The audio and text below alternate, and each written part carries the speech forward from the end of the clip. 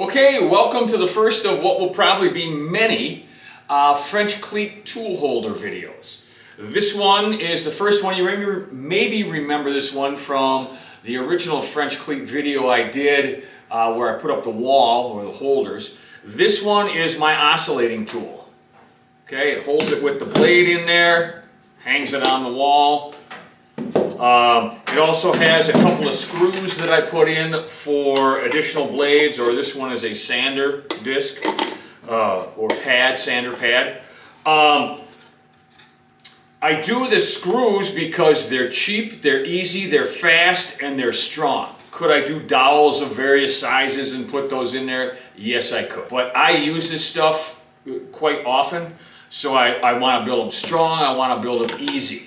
You know, so that's why I do it this way. It's got the cleat on the back here, and it's pretty simple. So let's get at it. Hey, if you find yourself enjoying this kind of content and want to see more, why don't you mash down on that subscribe button? That helps us immeasurably.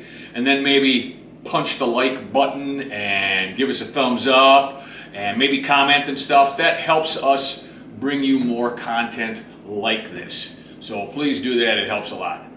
And now, due in part to the overly litigious society in which we reside, listen to my robot.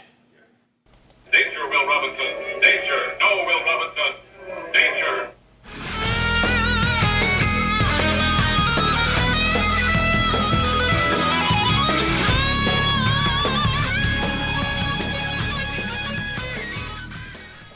All right, here we go. The holder for the oscillating tool. Pretty easy, 3 parts. Let's just start over here with the material, and it's a 1/2 inch thick. That's good because we're making it out of 1/2 inch plywood, so we'll go okay. And now all we're going to do is cut this out. You know, I'll try to kind of assemble this in front of you, but if you think about it, this is the standoff here, right? So this piece here pretty much gets glued right here, right? So that it's, this part is a 1/2 inch away from the back when you put it on there. And then these guys here, right? Let's see if we can do this in front of you here. Let's go like this, and we'll move these guys. On my sample is right about here, right? So I have some of those screws put in here to hold the various accoutrements, you know, the blades and the sanding pads and all that kind of stuff. But that tool gets hooked right into here. Okay, so that's how all this is going to go together. But, you know, just so you can see it easier, I get them split apart here. So I'm going to do that again here. Right now, I'm going to move these back over to here, and then I'm going to separate them again. Okay, so there you go. So that's what this piece is. It's just the part that goes right underneath here that gives you the standoff from the backboard here so that you can hook the tool in here. I should also state right now that this is built specifically for my oscillating saw. It's a hyper tough one. Yours may differ. Mine, I know, has about a 0.58 diameter part that sticks out, so I made this 0.6 so that it nestles down in there and it holds it really good no matter what kind of tool is on there. So, you know, yours may differ a little bit. And as I look at this, I'm just going to do a couple of things that makes it a little nicer. I'm going to put a little fillet on these. And I want to make that fillet about 0.1. Let's see what we can do here. Yeah. Just so you don't get caught on anything. Get the tool in and out of here really easy. There we go. I just thought of that right now. So, there we go. So it's the easiest thing in the world, right? So we're going to make a profile tool pass.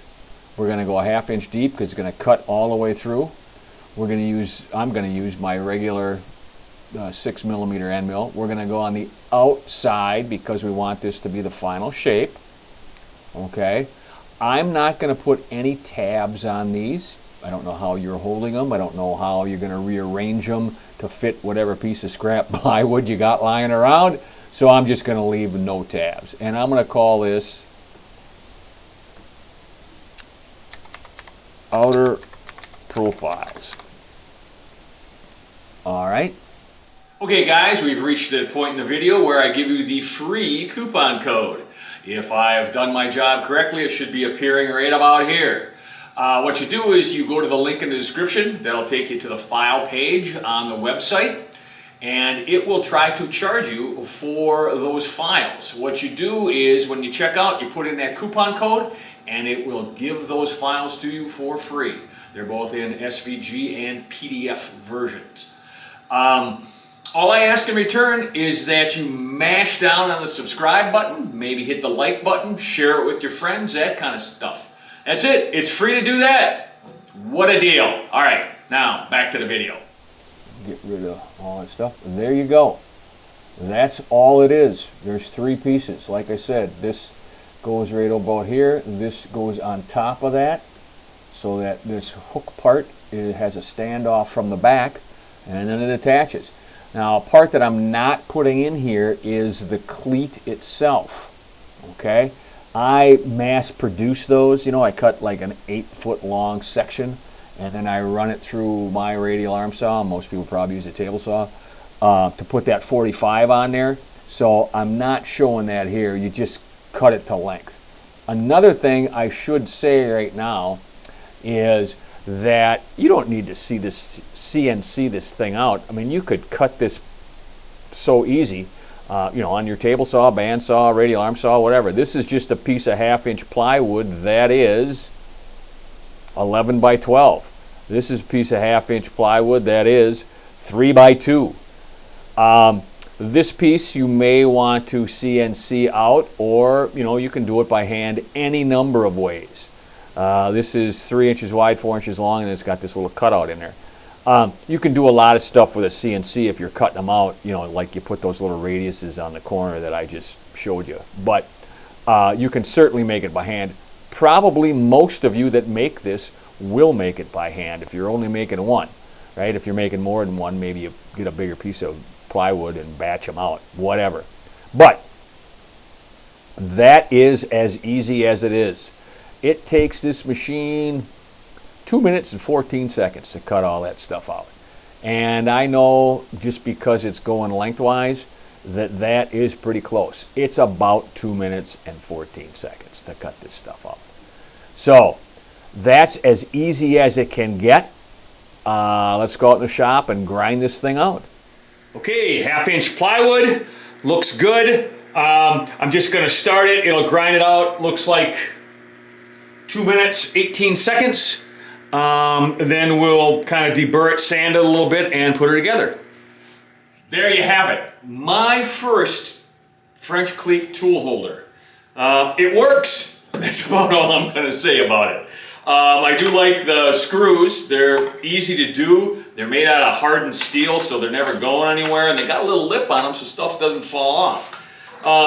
This could be improved. I'm not quite 100% sure how I would do that.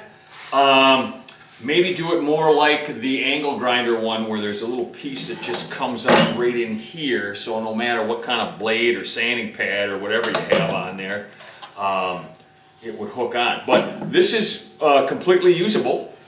Very little complaints about that, you know, made with basically scrap wood, 1/2-inch.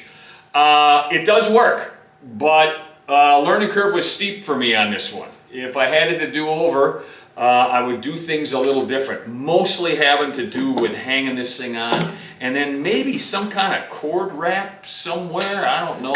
These cords are getting in my way. Again, if you have an idea for that, where you know you can build in a cord wrap onto the tool holder, you should comment down and let me know how you do that. I'm very interested in that. Anyhow, thanks for subscribing. Yeah, you've done that, right? And liking, you've done that. And sharing it with your friends, you've done that too. So I can't ask any more yet. Thanks again, and let's move on to the next project.